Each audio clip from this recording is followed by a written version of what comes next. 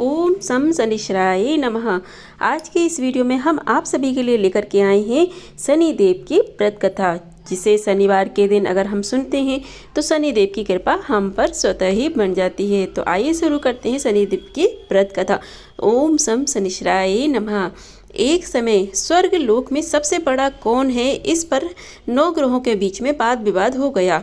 निर्णय के लिए सभी देवता देवराज इंद्र के पास पहुँचे और बोले कि हे देवराज, आपको निर्णय करना होगा कि हम में से सबसे बड़ा कौन है। देवताओं का प्रश्न सुनकर के इंद्र उलझन में पड़ गए। फिर उन्होंने सभी को पृथ्वी लोक में राजा विक्रमादित्य के पास चलने को सुझाव दिया। विक्रमादित्य राजा जो थे वह दरबार में पहुंच गए।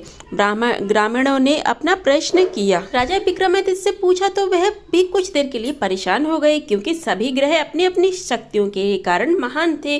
किसी को भी छोटा और बड़ा कह देने से उनके क्रोध के प्रकोप से भयंकर हानि पहुंच सकती थी। अचानक से राजा विक्रमादित्य को एक उपाय सूझा और उन्होंने विभिन्न धातुओं जैसे सोना, चांदी, कांसा, तांबा, सीसा, रांगा, जस्ता, अभ्रक व लोहे के 9 आसन बनवाए। सबसे आगे सोना और सबसे पीछे लोहा आसन रखा गया। उन्होंने सभी देवताओं को अपने अपने सिंहासन पर बैठने को कहा। उन्होंने कहा, जो जिसका आसन हो उसे ग्रहण करे। जिसका आसन पहले होगा वह सबसे बड़ा तथा जिसका बाद में होगा वह सबसे छोटा होगा। क्योंकि लोहे का आसन सबसे पीछे था, इसलिए शनिदेव समझ गए कि राजा ने मुझे सबसे छोटा बना दिया। इस निर्णय से शनिदेव रुष्ट होकर के बोले कि हे राजन, तुमने मुझे सबसे पीछे बैठा करके मेरा अपमान किया है। तुम मेरी शक्तियों से परिचित नहीं हो। सूर्य एक राशि पर 1 महीने, चंद्रमा 2 महीने और 2 दिन और मंगल 1.5 महीने और बुध और शुक्र 1 महीने, बृहस्पति 13 महीने रहते हैं। लेकिन मैं किसी भी राशि पर 2.5 से लेकर 7.5 वर्ष तक रहता हूँ। बड़े बड़े देवताओं को मैंने अपने प्रकोप से पीड़ित किया है। अब तू भी मेरे प्रकोप से सावधान रहना।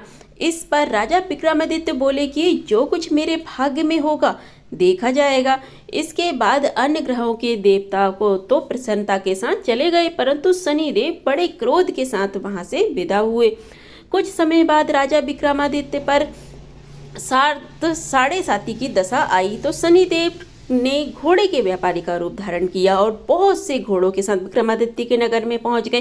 राजा विक्रमादित्य उन घोड़ों को देकर के एक अच्छे घोड़े को अपनी सवारी के लिए चुनकर उस पर चढ़ गए।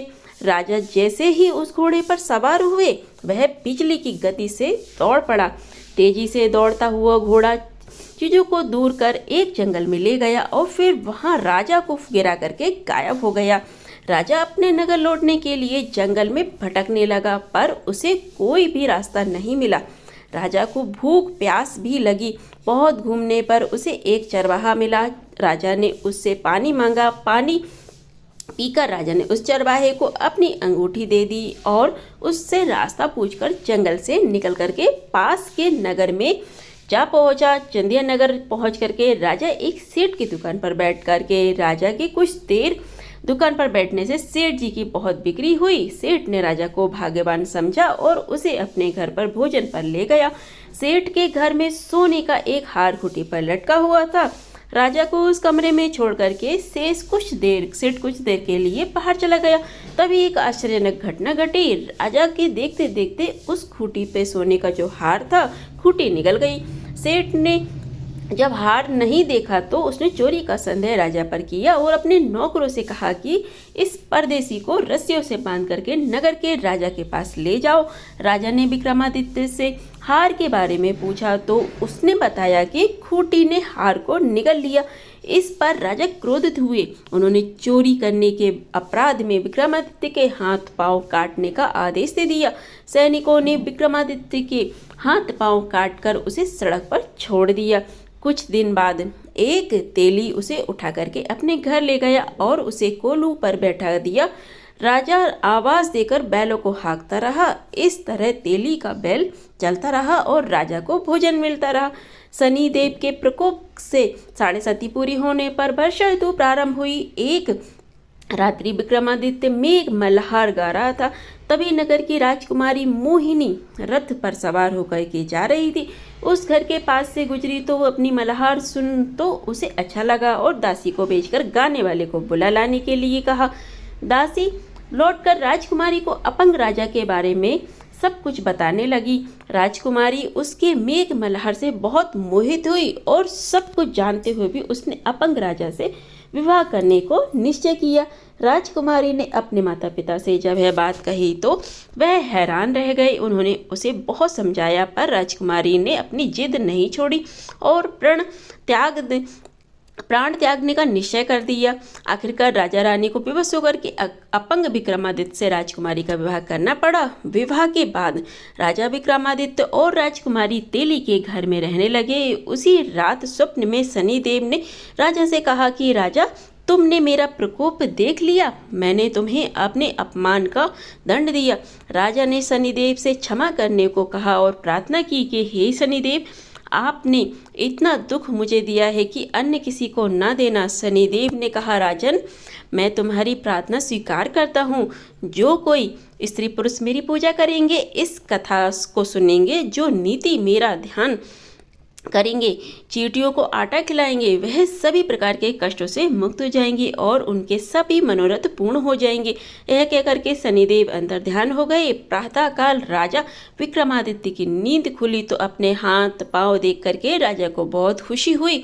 उन्होंने मन ही मन शनिदेव को प्रणाम किया। राजकुमारी भी राजा के हाथ पांव सलामत देख करके आश्चर्य में डूब गई। तब राजा विक्रमादित्य ने अपना परिचय देते हुए शनिदेव के प्रकोप की सारी कहानी सुनाई। इधर सेठ को जब इस बात का पता चला तो दौड़ता हुआ आया और राजा विक्रमादित्य के चरणों में गिर करके क्षमा मांगने लगा। राजा विक्रमादित्य ने उसे क्षमा कर दिया क्योंकि यह जानते थे यह सब कुछ शनिदेव के प्रकोप के कारण हुआ था। राजा विक्रमादित्य को अपने घर ले गया और उसे भोजन कराया। भोजन करते समय वहाँ एक आश्चर्यजनक घटना घटी। सबके देखते देखते उस खूंटी ने जो हार निकला था वह उगल दिया। अपनी बेटी का विवाह भी राजा के साथ कर दिया और बहुत से स्वर्ण आभूषण धन आदि देकर के राजा को विदा किया। राजा विक्रमादित्य राजकुमारी मोहिनी और सेठ की बेटी के साथ अपने नगर पहुँचे तो नगरवासियों ने हर्ष के साथ उनका स्वागत किया। अगले दिन राजा विक्रमादित्य ने पूरे राज्य में घोषणा कराई कि शनिदेव सब देवों में सर्वश्रेष्ठ हैं। प्रत्येक स्त्री पुरुष शनिवार को उनका व्रत करें और व्रत कथा अवश्य सुने। राजकुमार विक्रमादित्य की घोषणा से शनिदेव बहुत प्रसन्न हुए। इस प्रकार से शनिदेव की कथा पूर्ण हुई। सभी मिलकर प्रेम से बोलिए शनिदेव भगवान की जय। ओम शम शनिश्चराय नमः।